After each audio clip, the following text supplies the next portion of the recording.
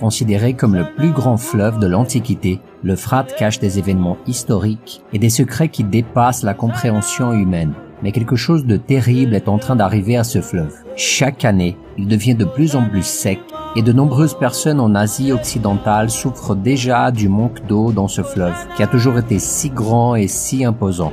Pire encore, les pays riverains de l'Euphrate ne semblent pas s'inquiéter de la situation et dans certains cas, ils s'opposent même à la récupération de ce fleuve. Mais si je vous disais que la sécheresse de l'Euphrate n'est pas seulement une grave crise environnementale, mais qu'il fait partie de l'accomplissement de l'une des prophéties de la fin des temps. Dans cette vidéo, je vais vous montrer que le livre de l'Apocalypse fait des révélations impressionnantes sur l'avenir du fleuve Euphrate qui sont directement liées à l'Armageddon, c'est-à-dire la bataille finale entre Jésus contre Satan et ses démons. Est-ce que l'assèchement de ce fleuve est un signe que nous sommes très proches de l'arrivée de l'Antéchrist? Qu'arrivera-t-il à l'humanité si l'Euphrate cesse d'exister? Je vous donnerai toutes ces réponses et bien d'autres à partir de maintenant. Mais avant de commencer, je vous demande de cliquer sur le bouton like maintenant pour ne pas risquer d'oublier à la fin. Abonnez-vous maintenant à notre chaîne et si vous le souhaitez, et que Dieu continue de vous bénir, vous et votre famille. Selon le chapitre 2 de la Genèse, l'Euphrate est l'un des fleuves qui traversent le jardin d'Éden. Ces eaux ont traversé le lieu que Dieu a créé pour être la demeure d'Adam et Ève, et aussi de tous les animaux qu'il a créés au début de toutes les choses. Dès le chapitre 15 de la Genèse, nous voyons que le fleuve a été désigné par Dieu comme l'une des frontières de la terre promise qui serait accordée aux descendants d'Abraham.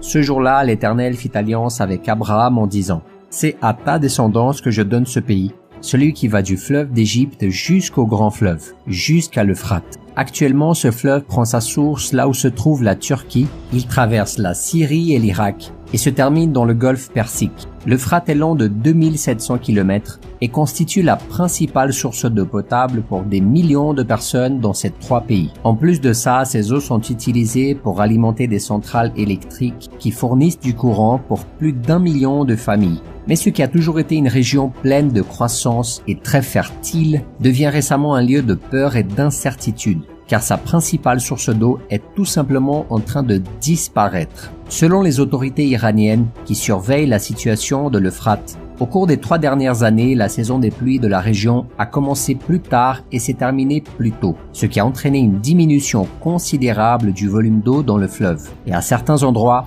le lit du fleuve s'est complètement asséché. Et c'est dans l'un de ces endroits arides d'ailleurs qu'une vidéo est devenue virale sur internet montrant qu'il pourrait s'agir de cris de démons dans une région où coule l'Euphrate, ce qui a laissé des milliers de personnes terrifiées.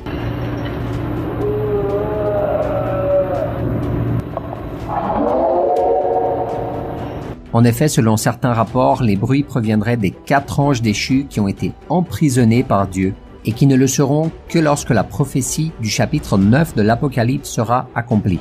Mais en revenant à la question de la sécheresse que connaît l'Euphrate, un groupe de scientifiques affirme que ce n'est pas seulement la question du climat qui affecte le volume d'eau, mais aussi la mauvaise gestion de la politique de l'eau qui est pratiquée par les gouvernements des pays riverains. Certains disent même que quelques pays désirent que le fleuve s'assèche une fois pour toutes, pour une raison encore inconnue. Mais après tout, quel avantage la désertification d'un fleuve apporterait-elle à l'humanité? Quel est l'intérêt de ses dirigeants? Mes frères et mes sœurs, il s'avère que c'est précisément avec la mort du fleuve que la prophétie de l'Armageddon s'accomplira enfin. Selon la Bible, les rois de l'Orient marcheront sur la terre ferme à l'endroit où l'Euphrate rencontre la montagne de Megiddo, où ils combattront tous l'armée du Christ lors de la bataille finale. Lisons ensemble ce que nous révèle le chapitre 16 de l'Apocalypse.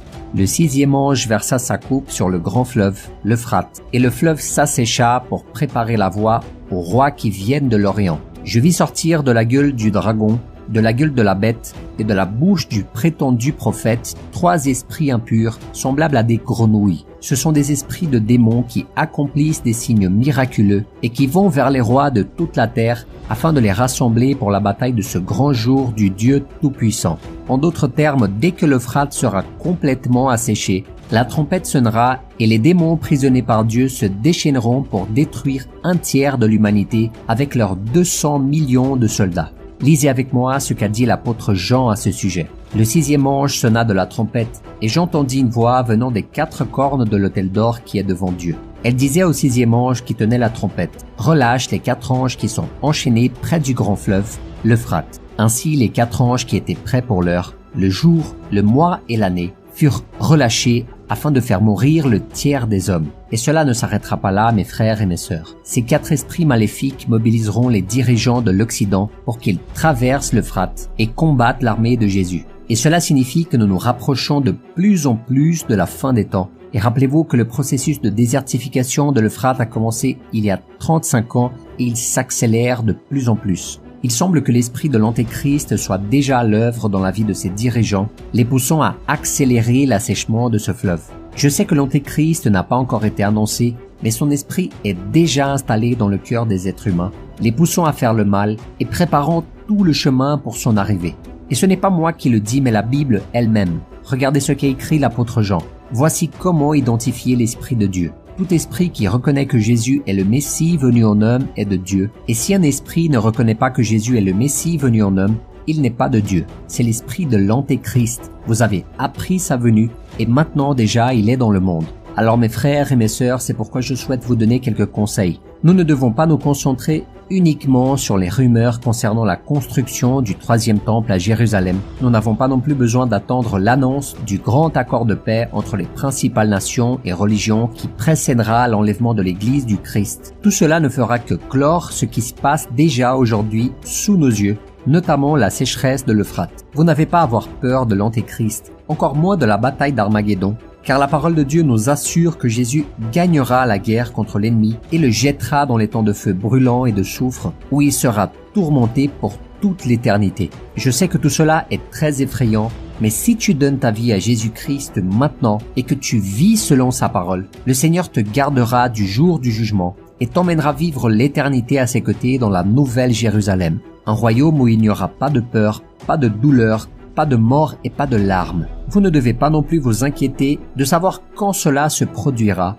mais vous devez savoir de quel côté vous serez lorsque cela se produira. C'est pourquoi je vous invite à marcher avec moi ici tous les jours, parce que le but de cette chaîne est toujours de vous apporter des connaissances bibliques sur des sujets pertinents pour que vous puissiez toujours vous rapprocher de plus en plus du Seigneur et renforcer votre foi en Jésus-Christ. Amen. Je vous demande de partager ce message très important tout de suite. N'oubliez pas de laisser votre commentaire sur vos impressions de ce sujet. Choisissez l'une de ces 2 vidéos qui s'affichent sur votre écran et regardez-la pour continuer à renforcer votre foi. Considérez devenir un membre officiel en cliquant sur le bouton rejoindre. Que Dieu vous bénisse. Je vous attends dans la prochaine vidéo.